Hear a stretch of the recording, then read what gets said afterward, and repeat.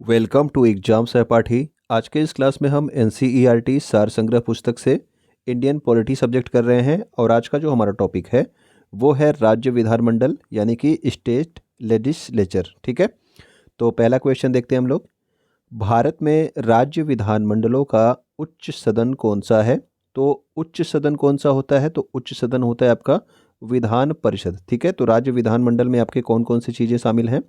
तो आपका विधानसभा होता है, विधान परिषद होता है और आपका कौन होता है? तो राज्यपाल होता है। ठीक है ना, तो ये तीन जो है आपके शामिल होते हैं राज्य विधानमंडल में। और इसमें जो उच्च सदन होता है वो आपका विधान परिषद होता है। राज्य के वित्तीय लेखों पर कौन नियंत्रण रखता है? तो राज्य का वित्तीय लेख हो या आपके केंद्र का वित्तीय लेख हो, इन दोनों पर नियंत्रण रखता है आपका सीएजी यानी कि कंट्रोलर एंड ऑडिटर जनरल, नियंत्रक एवं महालेखा परीक्षक। ठीक है, तो राज्य के साथ केंद्र के वित्तीय लेखों पर भी आपका नियंत्रण रखता है नियंत्रक एवं महालेखा परीक्षक। अगला पॉइंट है राज्य में उच्च सदन। तो उच्च सदन किसे कहा जाता है? तो विधान परिषद को कहा जाता है। इसकी स्थापना या समाप्ति संबंधित राज्य की विधानसभा द्वारा पूर्ण बहुमत से पारित। तो ये आप आसानी से इस तरह से समझिए कि राज्य में जो है आपके जो विधानमंडल होता है वो या तो एक सदनीय होती है। एक सदनीय यानी कि आपका केवल विधानसभा होगा। ठीक है ना, जो विधान परिषद है ये सारे राज्यों में नहीं होती है, ये वर्तमान में केवल 6 राज्यों में है। ठीक है ना, केवल 6 राज्यों में विधान परिषद है। अगर कोई और राज्य विधान परिषद बनाना चाहता है तो उसके लिए वो क्या करेगा? तो उसके लिए वो अपने विधानसभा से पूर्ण बहुमत, जब भी पूर्ण बहुमत लिखा हो तो आप समझ लीजिए कि 2/3 बहुमत से जो है वो प्रस्ताव पारित किया। उसके बाद उस प्रस्ताव को वो कहाँ पे भेजेगा? संसद में भेजेगा। फिर संसद में ये साधारण बहुमत से अगर पारित हो जाता है यानी कि 50% +1, तो वो आपका क्या हो जाएगा? तो वो उस राज्य में जो है क्या बन जाएगी? आपकी विधान परिषद बनाई जा सकती है। ठीक है ना, यानी कि जिस राज्य को अपने राज्य में विधान परिषद बनाना है वो अपने विधानसभा से पूर्ण बहुमत से यानी कि 2/3 बहुमत से एक प्रस्ताव पारित करेगी और उस प्रस्ताव को संसद में भेजेगी। ठीक है, और संसद में अगर वो साधारण बहुमत से पास हो जाता है तो उस राज्य में विधान परिषद का निर्माण किया जाएगा। ठीक है ना, वर्तमान में जो 6 राज्य जहाँ पे विधान परिषद है कौन कौन से हैं? एक तो आपका उत्तर प्रदेश है, दूसरा आपका बिहार है, एक आपका महाराष्ट्र है, इसके अलावा आपका आंध्र प्रदेश है, उसके अलावा कर्नाटक और आपका तेलंगाना। तो ये आपके 6 राज्य हैं जहाँ पे वर्तमान में विधान परिषद हैं। ठीक है, अगला क्वेश्चन है विधान परिषद किसी साधारण विधेयक को अधिकतम कितने समय तक रोक सकती है? तो अगर साधारण विधेयक की बात होगी तो साधारण विधेयक को तो ये 4 महीने तक रोक सकती है। लेकिन अगर धन विधेयक की बात पूछी जाएगी तो धन विधेयक को विधान परिषद केवल 14 दिन तक रोक सकती है। ठीक है ना, धन विधेयक की बात होगी तो केवल 14 दिन तक। लेकिन अगर साधारण विधेयक पूछा जाएगा तो साधारण विधेयक को 4 माह तक, और एक बार में लगातार ये 4 माह तक नहीं रोक सकती है। ये पहली बार में 3 माह के लिए रोकती है। ठीक है ना, फिर से अगर विधान परिषद इसको पास कर देता है और फिर से विधानसभा इसको पास कर देती है, फिर विधान परिषद के पास भेजती है तो वो 1 माह और उससे रोक सकता है। ठीक है ना, तो 3+1 अधिकतम 4 माह के लिए जो है विधान परिषद साधारण विधेयक को रोक सकती है, जबकि आपका जो धन विधेयक है उसे केवल 14 दिन तक रोक सकती है।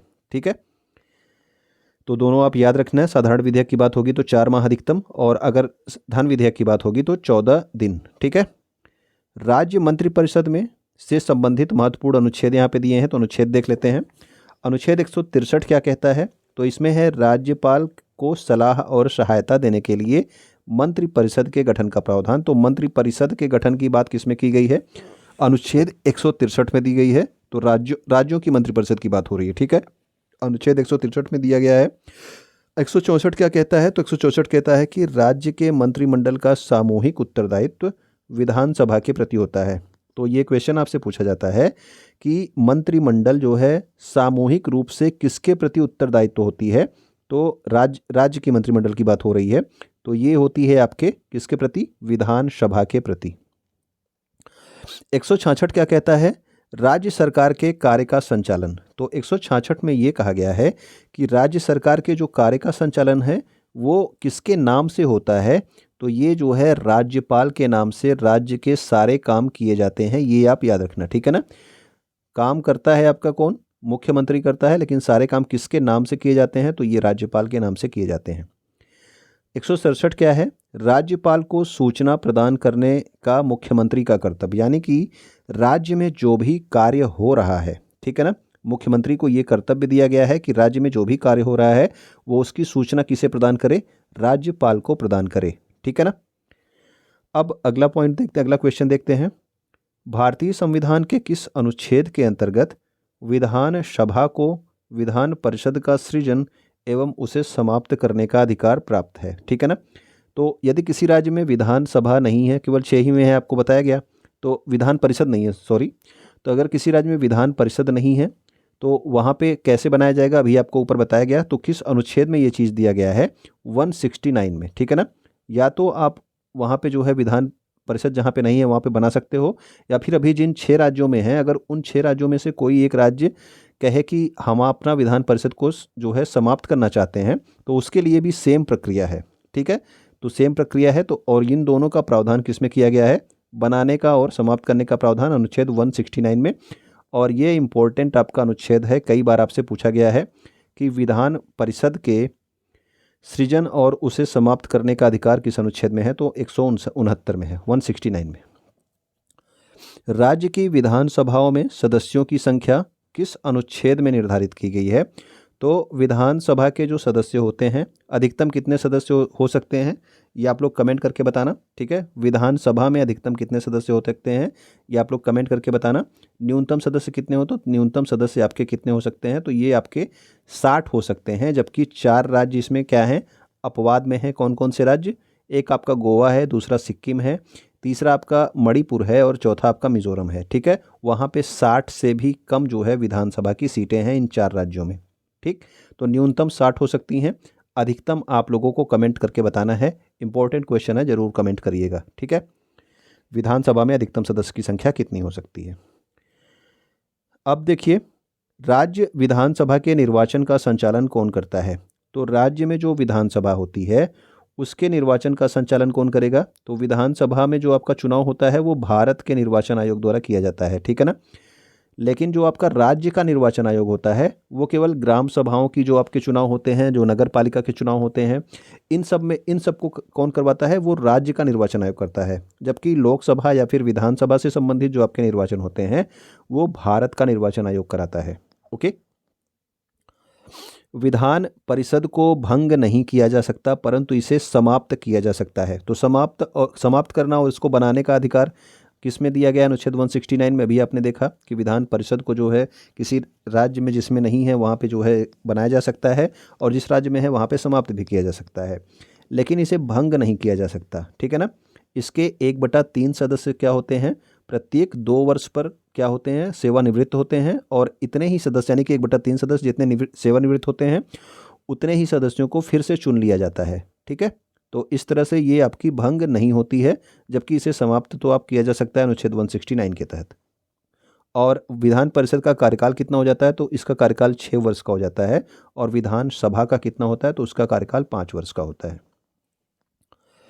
भारत के किस राज्य में समान नागरिक संहिता यानी कि यूनिफॉर्म सिविल कोड लागू है?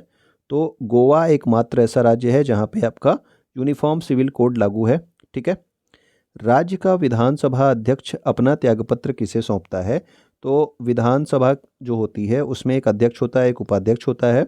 अध्यक्ष अपना त्यागपत्र उपाध्यक्ष को, उपाध्यक्ष अपना त्यागपत्र अध्यक्ष को सौंपता है, ठीक। अब यहाँ पे नीचे एक पॉइंट दिया है, इसको आप देख लीजिए। मुख्यमंत्री की सलाह पर राज्यपाल द्वारा मंत्रियों की नियुक्ति की जाती है।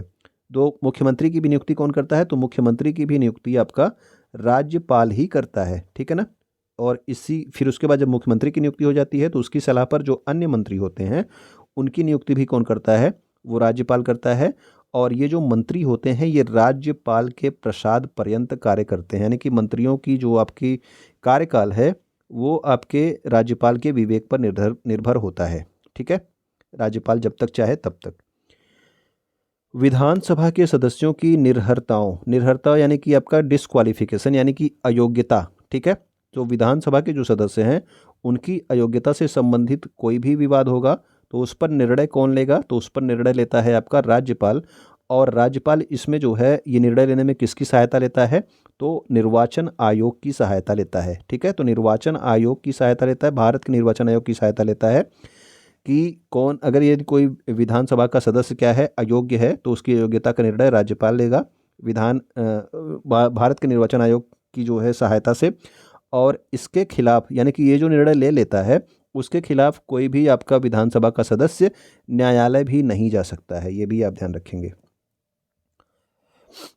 अगला हमारा है विधानसभा का सदस्य निर्वाचित होने के लिए न्यूनतम आयु क्या है, तो विधानसभा की बात होगी तो इसके लिए 25 वर्ष है, जबकि विधान परिषद की अगर बात होगी तो इसके लिए कितना है, तो इसके लिए 30 वर्ष है। ठीक है, तो विधान परिषद के लिए जो न्यूनतम आयु है वो 30 वर्ष है और विधानसभा के लिए कितनी है, तो ये आपका 25 वर्ष है।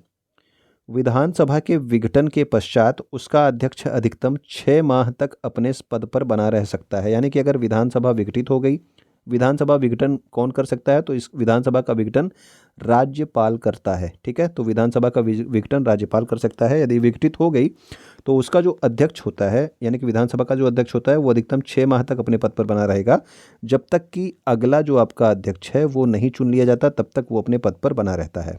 ठीक है, राज्य सरकार के मंत्रियों के वेतन एवं भत्तों का निर्धारण किसके द्वारा किया जाता है, तो राज्य सरकार के आपके मंत्री हैं तो उनके लिए जो आपकी राज्य की विधानसभा होगी वो जो है इनके वेतन और भत्तों का निर्धारण करती है। वर्ष 1956 में कितने पुनर्गठित राज्यों में द्विसदनीय विधानमंडल थी। ठीक है, तो द्विसदनीय विधानमंडल यानी कि वहाँ पे आपका विधानसभा भी थी और विधान परिषद भी थी। ठीक है, तो 5 थे, 5 राज्यों में जो है उस समय विधानसभा भी थी और विधान परिषद भी थी। कब, 1956 में आपका जब राज्य पुनर्गठन आयोग के तहत 14 राज्य और 6 केंद्र शासित प्रदेश बनाए गए थे, तब की बात की जा रही है। ठीक है, लेकिन वर्तमान में विधान परिषद कितने राज्यों में है, तो ये आपके 6 राज्यों में है। अब मैं पूछूंगा आपसे, अभी आपको बताया गया था कि किन किन राज्यों में है, आप इन 6 राज्यों का नाम कमेंट करके जरूर बताइएगा। ओके,